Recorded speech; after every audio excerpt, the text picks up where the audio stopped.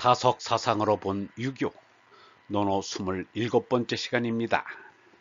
오늘은 군자라는 제목으로 말씀드리겠습니다.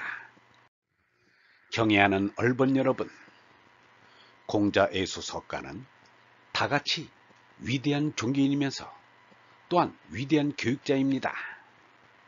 그들의 교육은 몸인 사람의 아들에서 어린 하나님의 아들이 되는 것이었습니다. 석가가 말한 붓다나 공자가 말한 군자란 하느님의 아들이란 뜻입니다. 유영모는 군자를 이렇게 말했습니다. 군자란 하느님의 아들이다.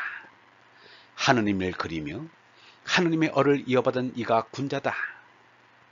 이미 임금을 천자라 했으니 천자라는 말을 쓸 수 없어 군자라 했을 것입니다. 그러나 뜻은 임금의 아들이 아닌 하느님의 아들이란 뜻입니다.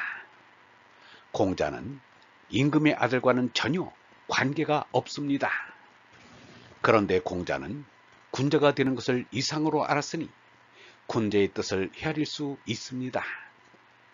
군자가 하느님의 아들인 것은 공자의 말에 드러납니다.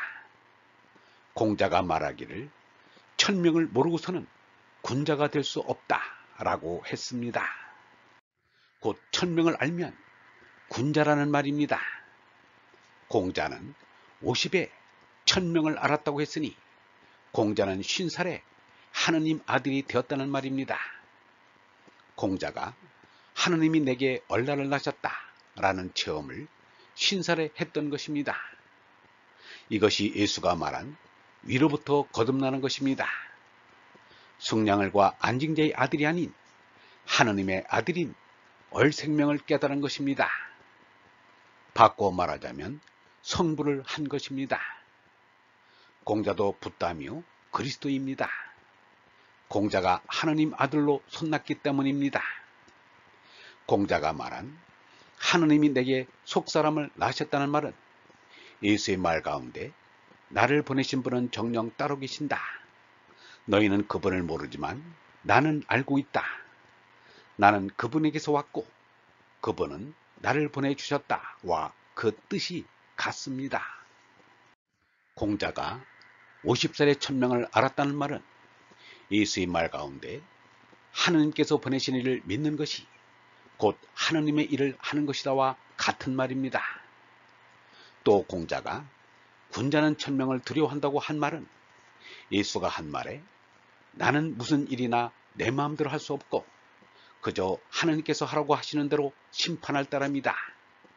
내가 이루고자 하는 것은 내 뜻이 아니라 나를 보내신 분의 뜻이기 때문에 내 심판은 올바르다와 같은 말입니다. 이렇게 공자, 예수, 석가의 가르침은 하느님 아들인 군자가 되전한 데 두었습니다. 그런데 오늘날에는 교육의 목적이 희미합니다. 민주시민이 되자는 것이 교육의 목표인지 모르겠습니다.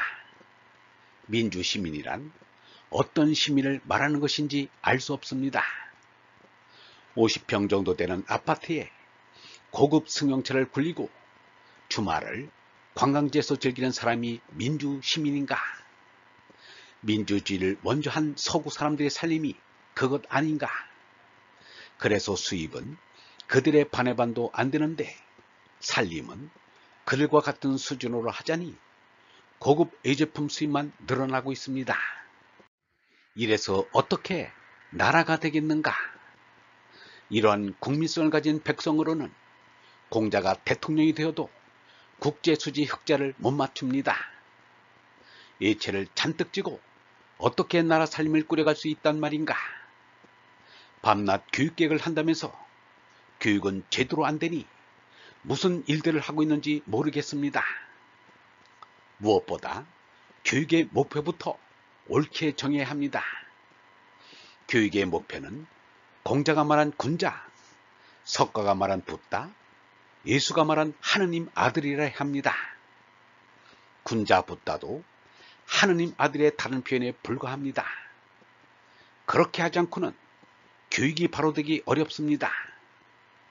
광복 후 50년이 넘었건만 사람 만드는 교육은 점점 후퇴했습니다. 학교에서 나오는 졸업생들의 인생의 질이 떨어지고 있는 것이 현실입니다.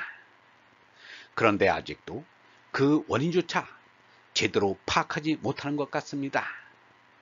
학생들의 63.4%가 정직하면 손해보아 잘못 살게 된다고 생각한다는데 우선 그 생각부터 깨뜨려줘야 하지 않겠는가.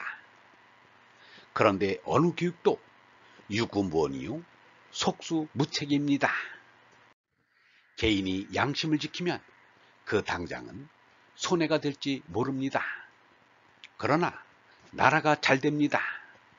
나라가 잘 되면 결국 모두에게 몇 배의 이익이 돌아옵니다. 개인이 양심을 버리면 그 당장은 그 사람의 이익을 보는 것 같습니다. 그러나 모두가 그렇게 하면 나라가 잘못됩니다. 나라가 잘못되면 모두가 큰 손해를 보게 됩니다. 이해 타산을 따진다면 이 정도의 계산을 할 줄 알아야 합니다. 우리는 우리 조상들이 제각기 나라보다 아리아리 이기이기 하다가 나라를 뺏겼습니다. 그래야 36년 동안 강점자들에게 짐승 대접도 못 받았습니다. 그러고도 양심을 지키면 손해본다는 생각을 아직도 하고 있다니 이것이 될 말인가? 또 남의 식민지가 되겠다는 것인가? 아리심 이기심을 버리지 못하면 또 나라를 이룰 수밖에 없습니다. 도대체 이 나라에서는 교육을 하는 것인가 안 하는 것인가? 오늘에도 거의 모든 학생들이 정직하게 살 생각이 없다니 이게 놀랄 일이 아닌가? 유영모는 오늘의 학교를 두고 몹시 걱정했습니다. 식자 우환이라 하지만 참을 알면 괜찮은데 반쯤 아니까 우환이다. 이 세상이 괴롭고 혼란된 것은 반쯤 아는 사람이 너무 많아서 그렇다. 반쯤 깨게 하다가 그만두려면 애초에 깨우지 말아야 한다. 지금의 학교가 학생들을 반쯤만 깨우고 있다. 선잠만 깨서는 잠투정만 한다. 지금같이 가르치려면 학교 문을 닫든지 줄여야 한다. 물론 인생이란 잠 깨자는 것인데 인생이 깨지 못하면 아무것도 안 된다. 군자 지도의 삶을 사시는 얼번 여러분, 배우지 못해 글을 모르는 사람이 없는 세상이 되었으니 이제 누구나 세상을 향하던 마음을 바꾸어 하나님을 향하기만 하면 군자가 될 수 있는 길이 활짝 열렸습니다. 그러나 이계 길로 가는 이는 많고 하늘길을 찾는 이는 아직도 적습니다. 온 세상에 태풍의 얼바름이 불어와 우리의 생각을 뒤엎고 성령의 번개와 천둥소리로 잠든 우리 모두를 깨우는 날이 어서 빨리 오기를 바라고 또 바랄 뿐입니다. 영성신학원 다석아카데미의 하늘소리였습니다.